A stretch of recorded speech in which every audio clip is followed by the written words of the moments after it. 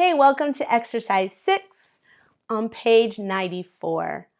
I'll read you number 1 because the book gave the answer, and you and I will do number 2 and 3, and then 4, 5, and 6 you'll do by yourself, and then check the answer on Canvas. Sometimes you can write more than one answer. So let's read. Number 1, A. Do you want to see my family photos? B. Those are cute children. Are they your kids? A. No, they're not. B. Whose kids are they? A. They're my sister's kids.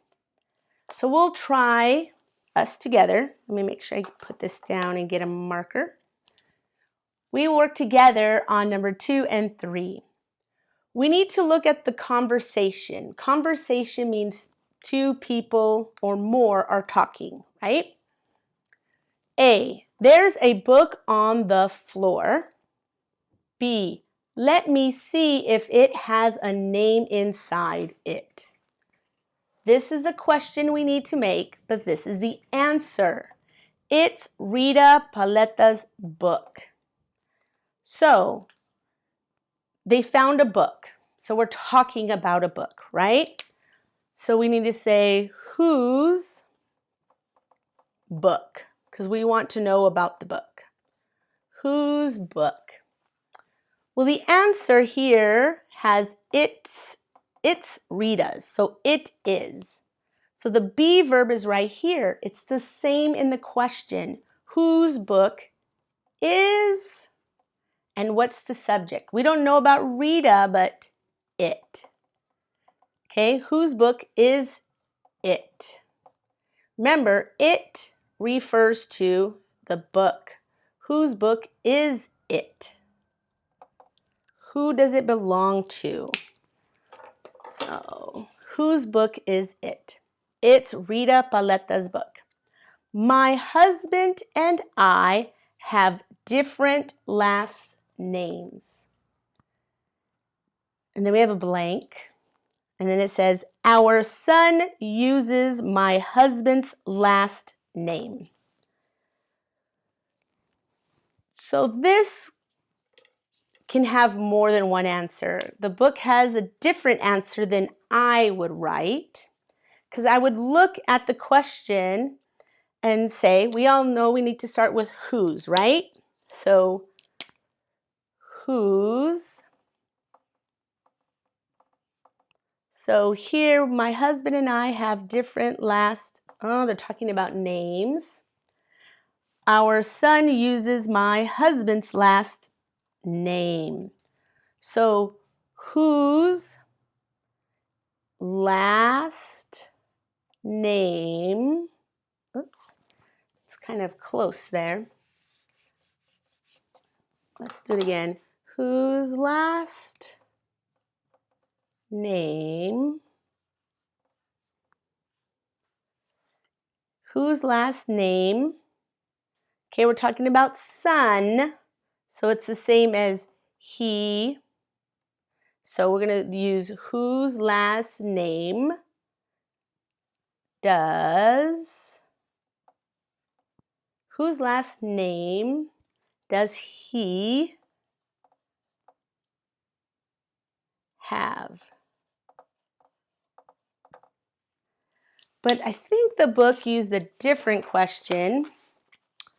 Whose last name does he have? Or actually, we wouldn't use have. I mean, you could use have, but we need to copy what we use in the book. Sorry. Not the book, but our verb is uses, right? So whose last name does he use? Okay. Whose last name does he use?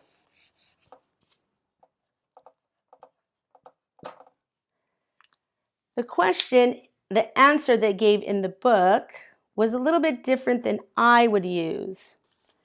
So what did they use on theirs? Let me check. Whose last name? So the question they wrote was, whose last name does, whose last name, oh, sorry, whose last name do your children use? Whose last name does he use? That's what I would have put because they're talking about a son. But the book says, whose last name do your children use? Because we're talking about my husband and I have different last names. Whose last name do your children use?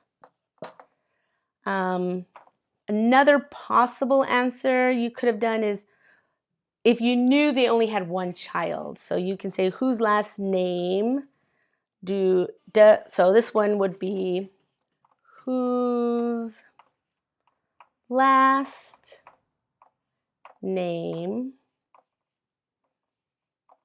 does your child use? Whose last name does your child use? So if we knew they had one child, you say, whose last name does your child use? If you don't know how many children they have, whose last name do your children use? I'm just gonna talk about the ending. So I gave you 3 examples here. Sorry, I had to cut the video short, but I'm going to talk about the ending again. So these are the 3 choices that I would have done. Whose last name does he use? Whose last name do your children use? Whose last name does your child use? Okay, so remember, child is like saying he, she, it. So this will be does. Children is plural, so it's like they, so it's do. So I'm going to put the answers there, and I will try to think of other possible answers that you might use, because it might not be the same as the book. For me, I would have wrote this one, whose last name does he use? Because we're talking about the son, right? Our son.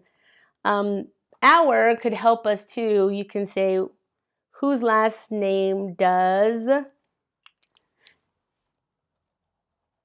you could also put, whose last name does your son use? Because then we would use the word son, and then there's our, so it's your. Okay, so we'll go on to the next one.